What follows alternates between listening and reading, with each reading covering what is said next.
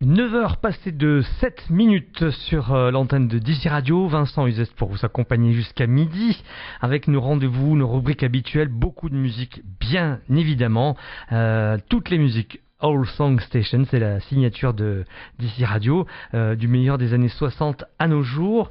Comme de coutume, tout matin, bien, on retrouve un invité. Aujourd'hui, j'ai le grand plaisir d'accueillir Monsieur Robert Faure, qu'on va saluer déjà tout de suite. Bonjour. Bonjour, bonjour. Approchez-vous bien du micro. Oui. Voilà. Il nous fait la gentillesse d'être là. Si vous êtes un petit peu passionné d'histoire, de champsor et un petit peu de tout ce qui s'est passé dans cette vallée, eh bien, vous allez pouvoir vous régaler tout au long de cette matinée. Robert Faure, auteur de nombreux ouvrages, journaliste, écrivain, il va nous raconter plein d'anecdotes sur la vallée. Merci d'être avec nous. On vous retrouve dans quelques minutes sur notre antenne. Vous nous accompagnez jusqu'à 11h ce matin.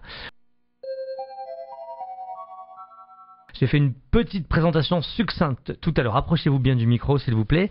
Je vais vous laisser vous la faire vous-même. Tiens, alors, vous êtes originaire du Champsaur. Je suis un Champsaurin. Pure souche. Approchez-vous bien. Je suis né à Prégentil. Prégentil, c'était une grande ferme, un vieux château. C'était la plus vieille maison du Champsaur. Et là, j'ai vécu les 8 premières années de ma vie merveilleuses parce que c'était l'année des découvertes. Alors, est-ce qu'on peut déjà être peut-être un peu incorrect en vous demandant dans quelles années vous êtes né? Je suis né, en 1930. Très bien. Un 2 mars. Et un 2 mars, il y a beaucoup de jeunes qui sont nés un 2 mars, parce que le 2 mars, c'était 9 mois après la vogue de Pont-du-Fossé. Et je suis arrivé dans une famille un peu bizarre. Bon, mes parents étaient un peu âgés. J'avais 3 frères et 3 sœurs, et la sœur aînée avait 21 ans de plus que moi, et la 6e avait 11 ans de plus que moi. Donc c'était une famille assez amusante, parce que j'étais le bienvenu quand même, bien que l'inattendu. Et là, alors, j'ai vécu des années merveilleuses dans cette grande ferme. Il y avait des chevaux, il y avait des agneaux, il y avait Bire et Turc, mais de chiens. Il y avait Bijoux et Pompon, les chevaux. Il y avait des chats partout. Ça a façonné un petit peu votre jeunesse, votre imaginaire, et ça a été important pour la suite de votre vie, ça. Ah oui, des vieilles fermes comme il n'en existe plus. C'était une ambiance sympathique. On avait encore les veillées, c'était avant la guerre, donc...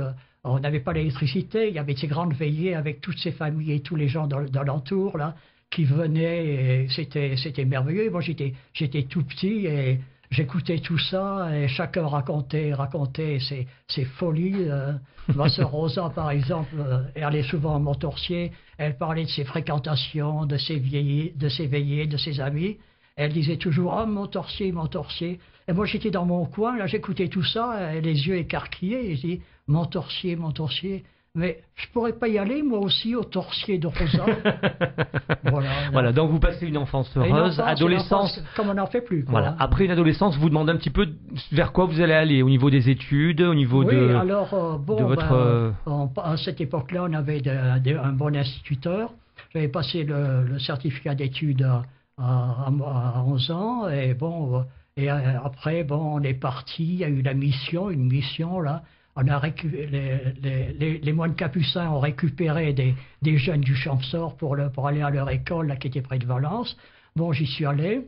Après, j'ai fait l'institution Sainte-Marie à la Seine-sur-Mer, où j'ai été pion pendant une année.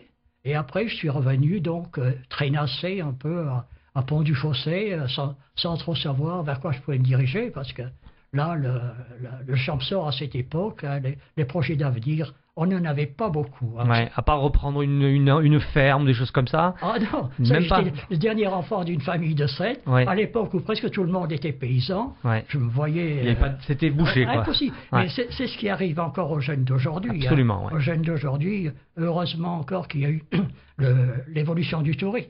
Sinon c'est impossible.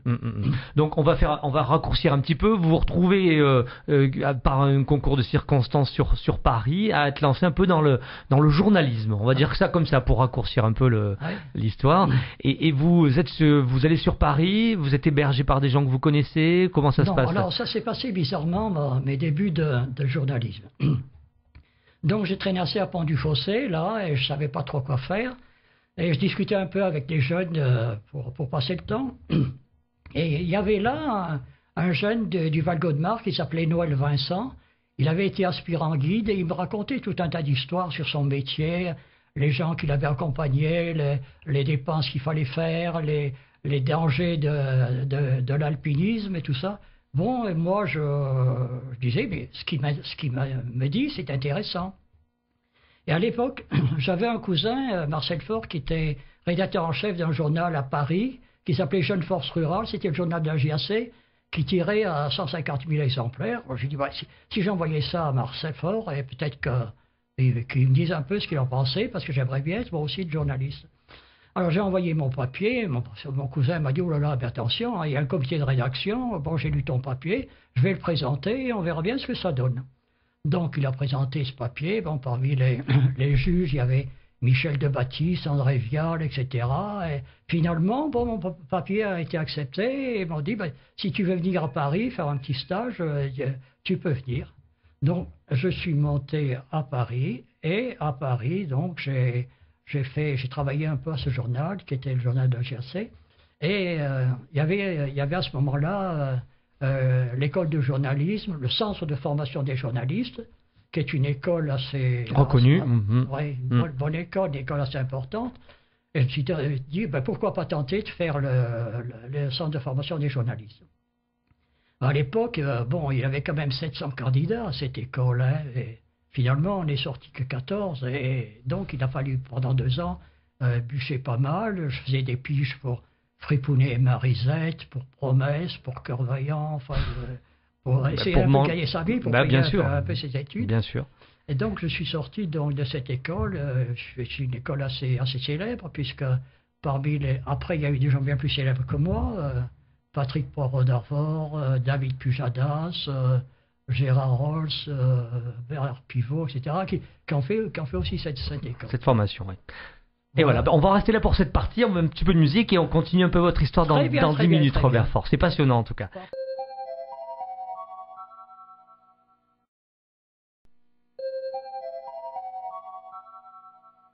Robert Faure, on le surnomme souvent l'historien du Champsaur. Ça vous gêne pas qu'on vous appelle comme ça?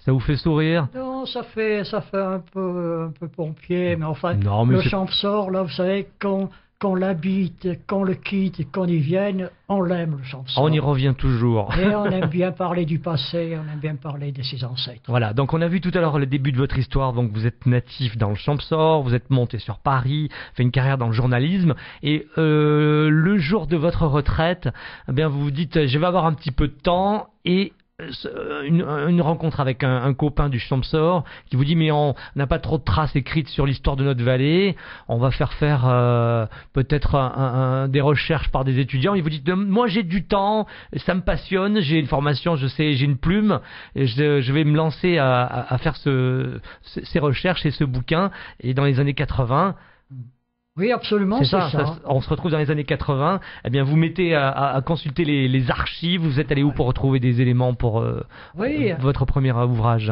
À l'époque, Jean-Paul Régnier, qui était mon meilleur ami d'enfance et qui était maire de Saint-Jean-Saint-Nicolas, me dit, mais sur le Champsaur, finalement, c'est pas grand-chose. Et on pense inviter quelques élèves, 5 ou 6 élèves de l'école des Chants à Paris, pour venir un peu travailler sur ce Champsaur, qu'on sache un peu les limites du Champsaur, comment ça s'est passé, etc. Alors moi je dis à Jean-Paul Régnier, écoute, pourquoi faire par les autres ce qu'on peut faire soi-même? Moi je vais partir en retraite et je vais occuper mon temps à faire des recherches là-dessus. Donc, dès le premier jour de ma retraite, je me suis levé comme d'habitude, j'ai travaillé comme d'habitude. Je suis allé aux Archives de France, je suis allé à la bibliothèque Mazarine de l'Académie française, à la Bibliothèque nationale, et j'ai pioché tout ce qu'on pouvait trouver sur le Champsaur. Vous en avez trouvé beaucoup, c'était quand même un peu léger. Sur les Hautes-Alpes, c'est très dur d'avoir parce que il y a eu les fameux Savoyards qui ont été nos pires ennemis, qui en 1692 ont tout brûlé. Ils ont brûlé plus de 10 000 maisons, ils ont brûlé toutes les archives, et finalement on a très peu d'archives sur le Champsaur. Et donc à Paris on a plus de chances d'en retrouver, et donc j'ai retrouvé toute cette histoire du Champsaur là-haut, et j'avais quand même amassé dans une poubelle, à chaque fois que je voyais quelque chose du Champsaur toute ma vie, des petits bouts de papier, et avec tout ça, je me suis dit, bon, on peut démarrer. C'est un puzzle et on va en faire quelque chose. Alors on va rentrer justement, ça s'appelait Champsaur, Histoire et Mémoire. Oui. Alors qu'est-ce qu'on peut en dire des grands moments de cette vallée, pour vraiment en faire une synthèse en quelques minutes, les moments marquants de l'histoire du Champsaur. L'histoire du Champsaur, elle est longue, l'histoire du Champsaur, et tout autant que Monaco ou l'Andorre, le Champsaur mérite son histoire, mérite son histoire. Bon, une histoire qui peut commencer, il y a bien longtemps, par le passage des éléphants d'Hannibal. Moi, je crois, c'est une tradition orale, mon père m'a toujours dit que dans le Champsaur, on disait que les éléphants d'Hannibal étaient passés par là. Il y a des recherches maintenant, ce qui est pratiquement sûr, c'est que les éléphants d'Hannibal sont passés par le Champsaur, et la route diverge. Il y en a qui disent qu'ils sont passés par Gap, la vallée de la Durance, et il y en a d'autres comme moi qui disent que non, ils ont pris la route traditionnelle qu'on prenait autrefois pour passer de la France en Italie, c'est-à-dire par le col de Fressinière. Ils montaient par le col de Fressinière. Et bon, il y a contestation. C'est une hypothèse qui vaut ce qu'elle vaut aussi. On peut situer les années déjà pour les gens qui ont du mal avec l'histoire. La date. La date, c'était 200 avant Jésus-Christ. D'accord, c'était il y a quelques temps déjà. On a des écrits, et les écrits Polybe, etc., qui racontent quand même qu'il y avait des difficultés énormes, et ça se passait au mois d'octobre. Alors, si Hannibal était passé par la route de la Durance, c'était à ce moment-là inondé. Les gens de Gap et d'Embrun étaient plus proches des Romains, donc ils risquaient d'être contre Hannibal. Et il y avait surtout ces fameux rochers, des neiges éternelles, tout ça. Au mois d'octobre, il n'y a pas de neige du côté de Serponçon. Donc c'est pour ça que je tiens beaucoup à ma théorie. À cette hypothèse. Bon, ça c'était une première. Après, on dit que César est passé par le Champsaur, et quand il serait arrivé au col de Mans, il aurait dit oh, quel beau champ d'or, le champ d'or serait le Champsaur. Voilà, ça aussi, vous le validez cette hypothèse, ou parce que c'est quelque chose qui... Vous savez, ça vaut ce que ça vaut aussi. Ceux qui ont écrit la Bible ont souvent pris un peu des tangentes. Bon. Mais le Champsaur, quand même, les plus belles années du Champsaur sont passées après le Moyen-Âge. D'accord. Au Moyen-Âge, là, le Champsaur était un pays de seigneurs. Et, pourquoi? Parce que le roi Humbert II, qui était le roi du Dauphiné, avait choisi d'installer sa maison d'été, son château d'été, à Montorsier. D'accord. Et là, alors, il y a eu le roi, après il y a eu Louis XI, après il y a eu les Ziguerres, on peut parler de tout ça. Très bien. Bien, on y revient dans quelques minutes pour avancer un peu. Je vous remercie. On a commencé à ouvrir le livre d'histoire avec la poussière pour découvrir un petit peu cette histoire du Champsaur avec vous, Monsieur Robert Faure, qui est notre invité ce matin sur DC Radio. Voilà.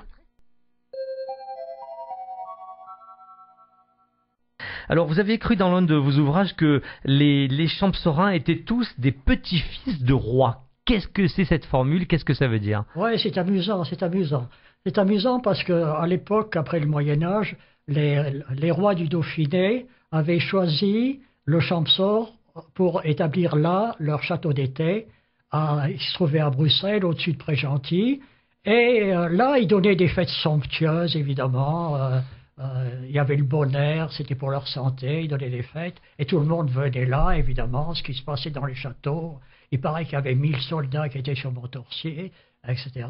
Bon, donc, il y avait des fêtes somptueuses, et avait beau séduire qui venaient de loin. Et après, donc, les rois du Dauphiné, il y a eu Louis XI, qui a hérité aussi de ces châteaux des Dauphins, et Louis XI avait été envoyé par son père dans le Dauphiné entre 24 et 33 ans. Et donc, le château de Montorsier, c'était aussi le château d'été de Louis XI. Et il venait là surtout pour chasser, s'amuser.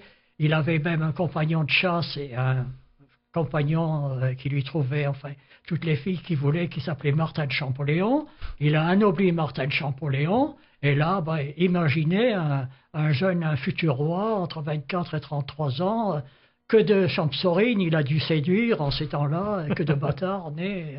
Et après, il y a eu Lesdiguières, le fameux Lesdiguières, qui disait au roi Henri IV, mais moi je descends de Guigues le Gras, et j'ai autant que vous la prétention d'être le roi de France, etc. Et bon, Lesdiguières, enfin, il fallait le suivre. Hein. Il disait d'ailleurs, viendrait ou brûlerait, hein, des gens qui ne voulaient pas et de brûler. Alors lui aussi, bon, il avait souvent des sorties vers Champollion, etc.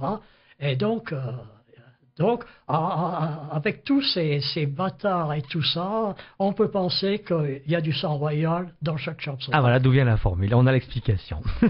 On vous retrouve très vite parce que le temps passe, l'horloge tourne. Sur DC Radio, Robert Faure, vous êtes notre invité ce matin, en direct bien sûr, sur le 90.2.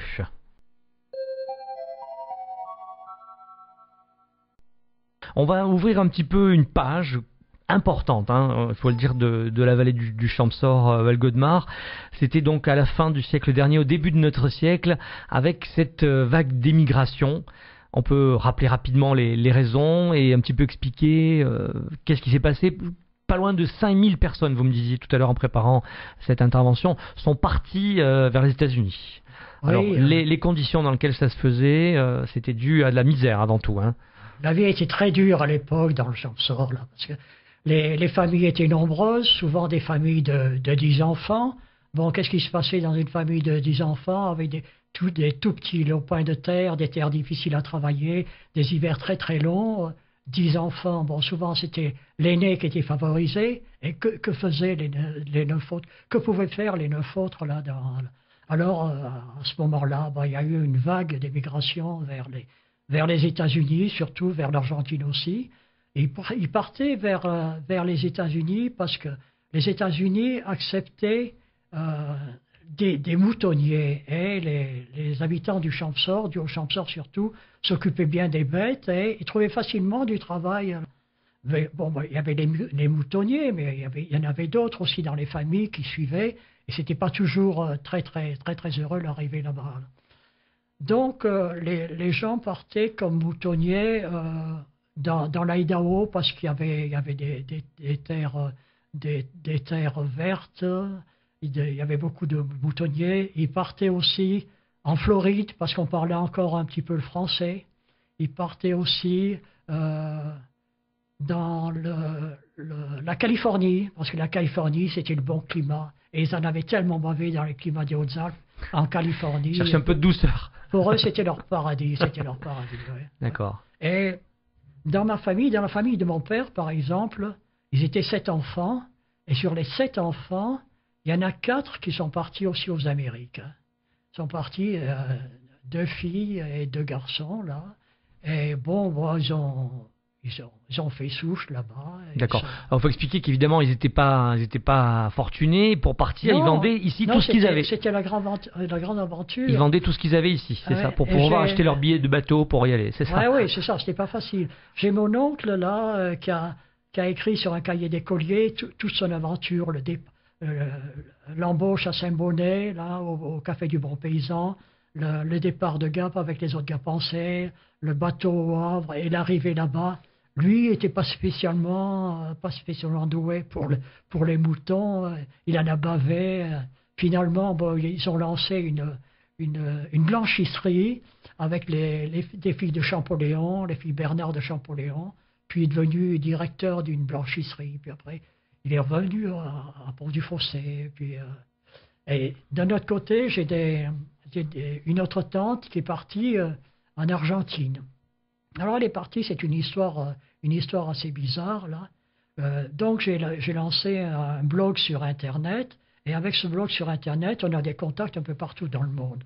C'est un blog important parce que on arrive déjà à 310 000 visiteurs aujourd'hui, 310 000 visiteurs qui s'intéressent au Champsaur.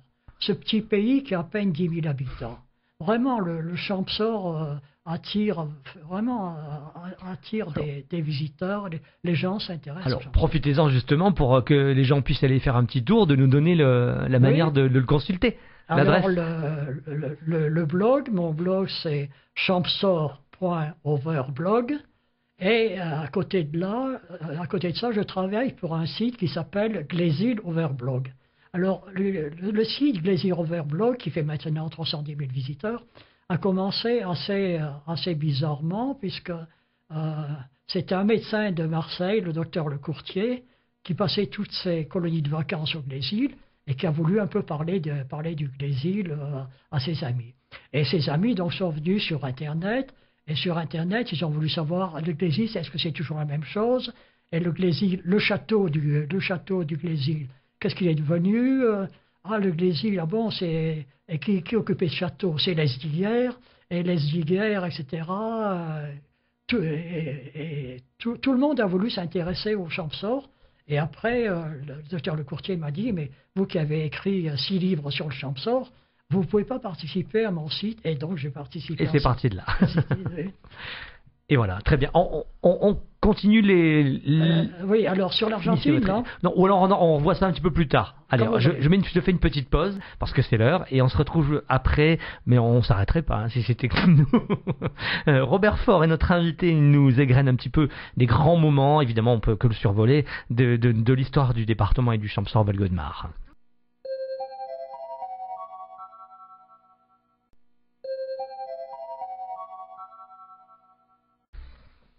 On ouvre le grand livre de l'histoire de notre région, du Champsaur-Val-Godemar avec vous, Robert Faure. C'est un véritable plaisir. On a évoqué il y a quelques minutes l'émigration des Champsaurins, donc pour cause de famine, hein, on peut dire ça, de problèmes de vie de tous les jours. 5000 personnes sont parties du côté des États-Unis, mais il y a quelques-uns qui sont quand même revenus. Une petite anecdote là-dessus, Robert Faure. Oui, il y a des Champsaurins qui sont revenus. Il y en a beaucoup qui ont continué leur vie là-bas aux États-Unis. Normalement, ils ont fondé des familles. Ils ont même abandonné le français pour que tout le monde s'intègre bien. Mais il y en a quand même qui sont revenus.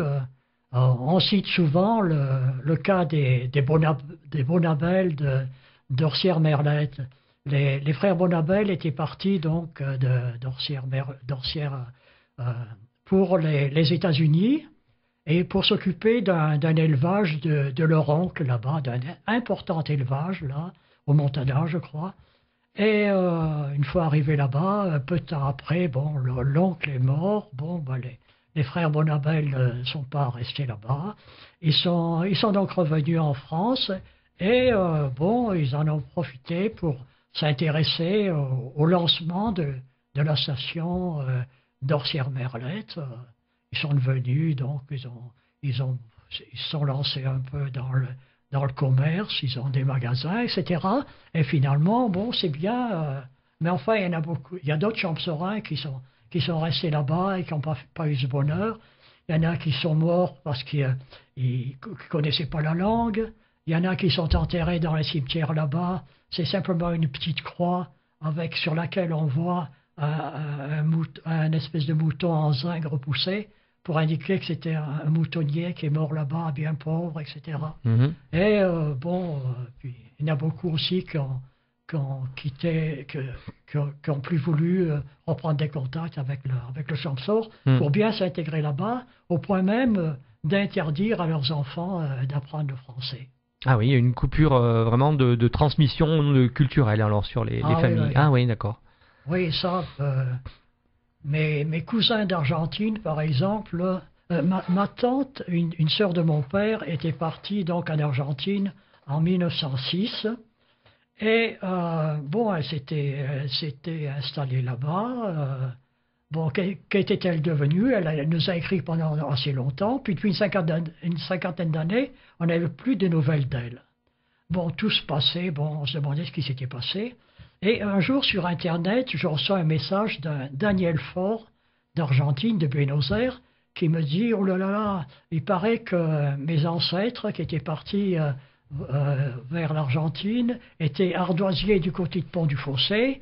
Il s'appelait Victor. Est-ce que vous auriez un peu des nouvelles de ces Victors-là? Alors j'ai consulté les archives départementales et j'ai trouvé l'extrait de naissance de ce Victor Faure. Alors, il était très, très, très heureux, mais moi, j'ai dit, mais moi, j'ai une tante aussi dont j'ai plus de nouvelles depuis 50 ans. Est-ce que vous pourriez pas me trouver un peu des nouvelles de cette tante? Bon, il m'a dit, oh bon, on va les trouver, certainement des gauchos en Argentine, on va les trouver. Et finalement, il a trouvé ça, et si bien que maintenant, j'ai un neveu argentin qui a 4 enfants, on se parle sur Internet, ils sont très chaleureux, ils aiment le champsor, etc. Et tous ces forts du Champsor d'Argentine ont fait une réunion au mois de décembre dernier. Il y avait 400 forts d'Argentine et ils étaient 101 à cette cousinade. Et ils ont tous été heureux de se retrouver et de refaire des liens avec les familles, les histoires, et de voir comment ils étaient liés en fait. Oui, et les liens maintenant se renouent. Chaque champsorin a un oncle, une tante, un cousin, soit aux Amériques, comme on dit, soit aux États-Unis, soit en Argentine. C'est extraordinaire. Ça, c'est les avantages des nouvelles technologies. Ce que je vous propose de faire, Robert Faure, c'est dans notre prochaine intervention de parler justement d'une autre époque, dans les années 60, un autre moment qui a marqué cette vallée avec l'arrivée du tourisme et des stations de ski. Ça a été une révolution. On peut en parler dans quelques minutes.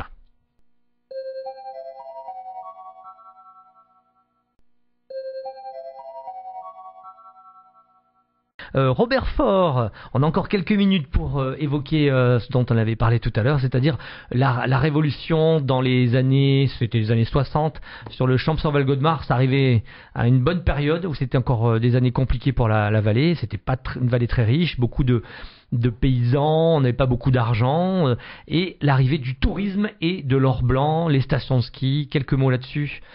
Oui, on a vu quand même que la vie était très très difficile dans le Champsaur à cette époque-là. Les gens ne pouvaient pas survivre, il n'y avait aucune possibilité d'avenir. Et certaines personnes se sont mises à réfléchir, notamment Jean Harrier à Saint-Léger, Nemoz à Ancel, Camille Ricou à Orsières.